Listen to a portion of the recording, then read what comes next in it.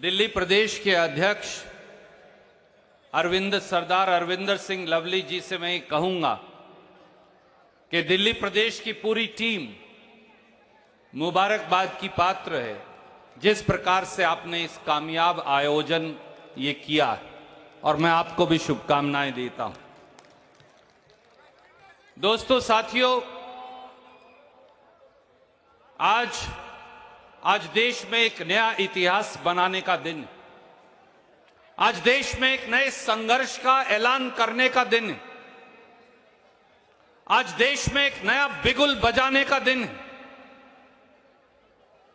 क्योंकि बात यह नहीं कि 146 सांसदों को निष्कासित कर दिया गया, बात यह है कि देश की संसद में अब प्रधानमंत्री नरेंद्र मोदी जी ने विपक्ष मुक्त संसद का गठन कर दिया।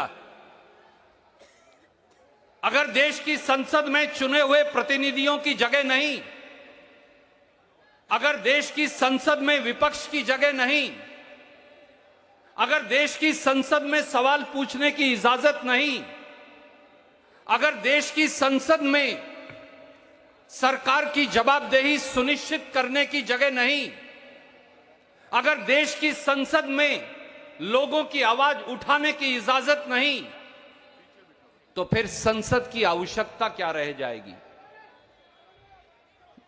आज जो भारतीय जनता पार्टी की सरकार है, साथियों, उसने देश की संसद के पर एक हमला बोल रखा है। अगर मैं ये कहूंगा तो शायद सही होगा।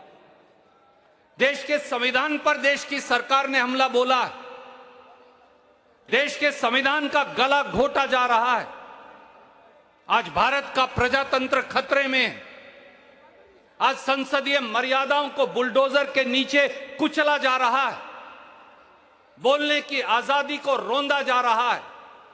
तो ऐसे में कम से कम भारतीय राष्ट्रीय कांग्रेस और इंडिया गठबंधन के साथी चुप नहीं रहेंगे। हम आखिरी सांस तक लड़ेंगे।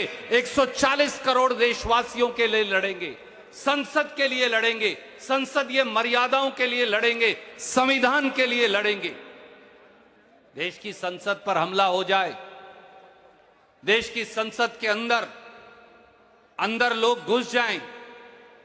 वो तो नौजवान थे जिन्होंने एक रंग का बम चलाया। हम ये बात कर रहे थे कि अगर ये अंतरिक्ष गैस होती या कुछ और होता तो आज भारतवर्ष की क्या हालत होती।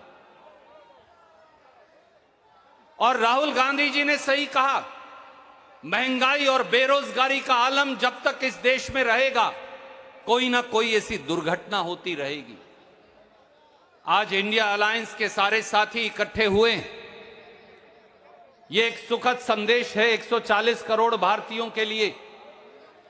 पर यह लड़ाई हमारे लिए नहीं, ये लड़ाई इंडिया अलायंस की पार्टियों की नहीं, ये लड़ाई इस देश के मुद्दों पर है। यह लड़ाई इस देश में फैली 45 साल की भीषणतम बेरोजगारी के खिलाफ है। यह लड़ाई हर उस महिला के लिए है जिसके घर का बजट बिगड़ गया मोदी निर्मित, भाजपा निर्मित महंगाई के चलते। यह लड़ाई आर्थिक विषमता के खिलाफ है, जहां मुट्ठी भर लोगों के पास देश की 60% संपत्ति है और 82 करोड़ लोग 2 जून की रोटी के लिए तरस रहे हैं। यह लड़ाई नफरत का वो माहौल जो इस देश में पैदा किया जा रहा है उसके खिलाफ है।